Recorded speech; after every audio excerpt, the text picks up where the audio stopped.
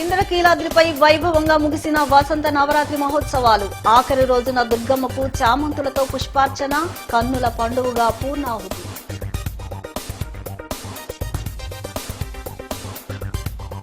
రాజధాని అమరావతి చట్టబద్ధత పట్ల వైసీపీ ఎమ్మెల్యేలకు చిత్తశుద్ధి లేదన్న మంత్రి నారా లోకేష్. పాదయాత్రతో చంద్రబాబుకు సినిమా చూపిస్తానన్న జగన్ కు ప్రజలు చూపించిన బ్లాక్ బస్టర్ సరిపోలేదా అంటూ ఎద్దేవా.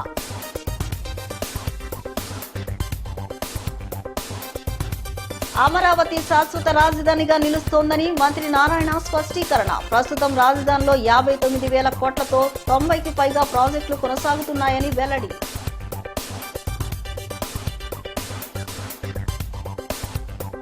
భవానీపురం పోలీస్ కాలనీలో 6.2 కోట్ల రూపాయలతో నిర్మిస్తున్న విద్యుత్ సబ్ స్టేషన్ కు శంకుస్థాపన చేసిన ఎమ్మెల్యే సుజనా చౌదరి.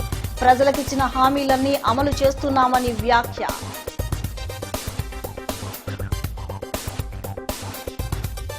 21వ తేదీ పామర్రు స్టేషన్ సీసీ ఫుటేజ్ ని విడుదల చేయాలని మాజీ మంత్రి పేర్ని నాని డిమాండ్. తేజపై ఉన్న ఆరోపణలకు ఆధారాలు చూపిస్తే క్షమాపణలు చెప్పేందుకు సిద్ధమని స్పష్టీకరణ.